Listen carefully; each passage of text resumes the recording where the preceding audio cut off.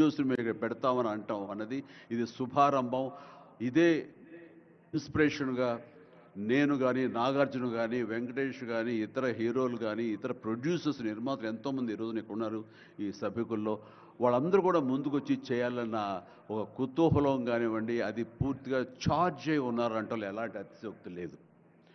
And ఈ రోజున ప్రపంచపరంగా చూస్తే సినిమా ప్రభావం ఎంత ఉంటుంది, ఈ సాఫ్ట్ పవర్ ఎంత ఉంటుందన్నది నేషనల్ వైడ్గా కూడా కేంద్ర ప్రభుత్వం కూడా వేవ్స్ అనేది ఒకటి ప్రారంభించి అందులో మమ్మల్ని అందరూ కూడా పార్ట్ చేశారు.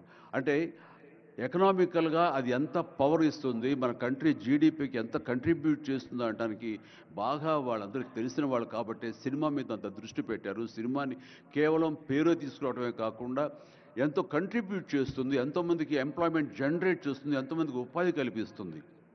అంటే ఉదాహరణకి కొరియా తీసుకుంటే కనుక కొరియాలో బిగినింగ్ ఇనీషియల్గా వాళ్ళందరూ యూత్ అనేవాళ్ళు నైట్ ఈవినింగ్ అయ్యేసరికి చాలా పక్కదారులు పడుతున్నారు, కొన్ని వ్యసనాలకి లోనవుతున్నారు.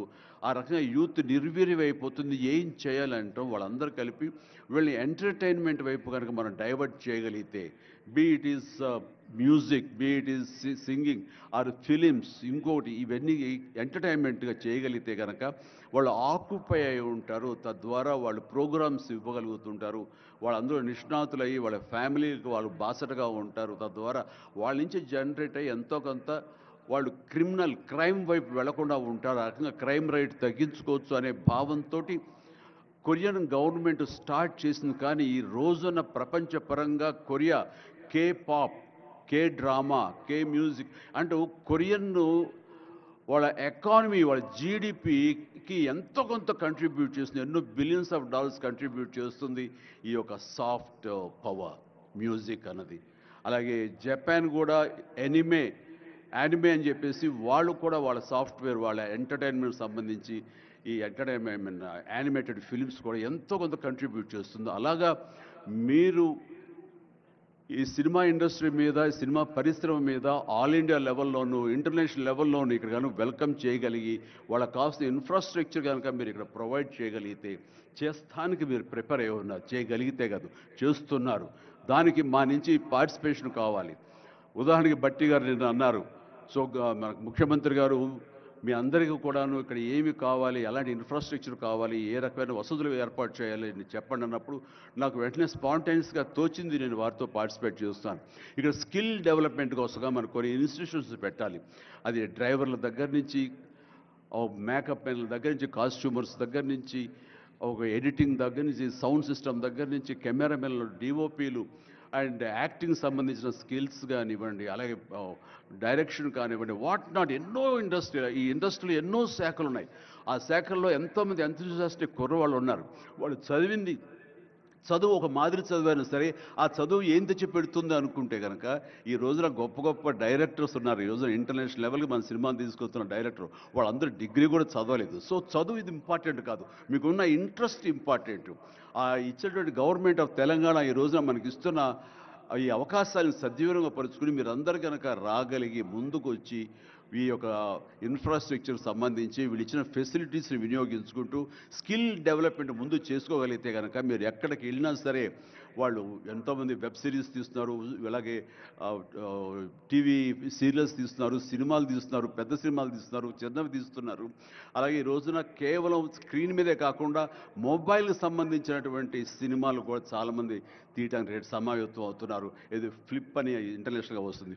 ఇప్పుడే మహేంద్ర గారు నాతో మాట్లాడుతూ ఈ వర్టికల్ సంబంధించిన ఫిలిమ్స్ 3 minutes నిడివి, అయితే 10 minutes మ్యాక్సిమం 10 minutes నిడివి ఉన్నటువంటి సినిమాలు మనం చేయగలిగితే అది ప్రతి వాళ్ళ చేతుల్లో ఉండి అది వాళ్ళందరూ ఎంటర్టైన్ చేయగలుగుతుంది. దానివల్ల ఎంతో ఎకానమీ మనం డెవలప్ చేయొచ్చు, ఎంతోమందికి ఉద్యోగ అవకాశాలు ఇవ్వచ్చు.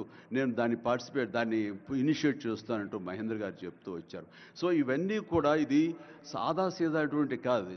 సినిమా ఏదో ఆడుతుంది, 2 రోజులు డబ్బులు తెచ్చి పెడుతుంది, వాళ్ళు ఏదో మిగుల్చుకుంటారు కోట్లు అంటే తేలిగ్గా చూడదు. దీని వెనకాల చూస్తే కనుక లక్షలాది మంది యూత్ ఈ అవకాశాన్ని సద్వినియోగపరుచుకుని అభివృద్ధిలోకి రావచ్చు, పేరు ప్రఖ్యాతులు సంపాదించవచ్చు.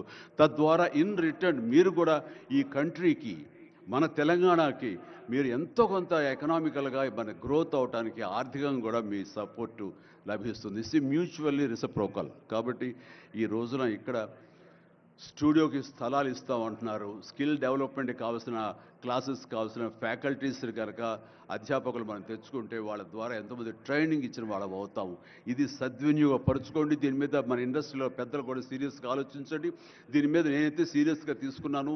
వారితో అదే అన్నాను, మీరు ఒక సెమినార్ లాంటిదో లేకపోతే చిన్న క్లోజ్డ్గా మీరందరూ నాకు ఇన్వైట్ చేయగలిగితే కనుక ఇలాంటివి ఏమైనా సదస్సులు మాకు చిన్న ఎత్తులో సినిమాకు సంబంధించి మీరు చేయగలిగితే కనుక మేమందరూ దీన్ని మరింత ముందుకు తీసుకువెళ్ళి మీ కళ ఏదైతే ఉందో, మీ బ్రెయిన్ చైల్డ్ ఏదైతే ఉందో దాన్ని ముందుకు తీసుకెళ్ళి ప్రపంచం మొత్తం ఎంటర్టైన్మెంట్ రంగానికి సంబంధించి ఈ తెలంగాణ వైపు, ఈ హైదరాబాద్ వైపు మనం చూసేలాగా చేయగలుగుతాం.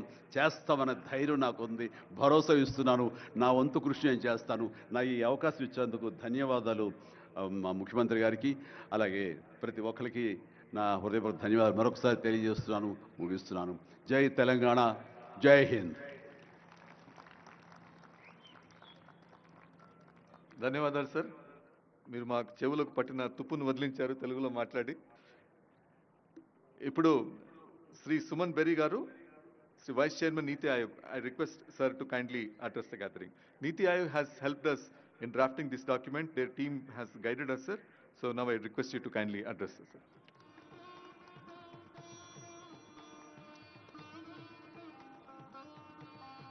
Thank you, Chief Secretary, Honorable Chief Minister, Deputy Chief Minister. First, it's not easy to follow perhaps the most charismatic actor in India, but I'll do my best. Sir, you are a member of my governing council, and the fact that you have requested me to be present here is a deep honor for me. It is also a reality that I had the privilege of calling on you and the Deputy Chief Minister soon after you took over, and I can see that you've been busy in the intervening time. So with your permission, I'll first look back in order to look forward. Look back to the year of 2006, which is just about a quarter of a century ago, which was a visit to Hyderabad when the Asian Development Bank had its annual meeting in the new conference center. And there was a somewhat optimistic sign then that pointed to something called high-tech city, and there was nothing there. And there is something there, and my God, is there something there. So,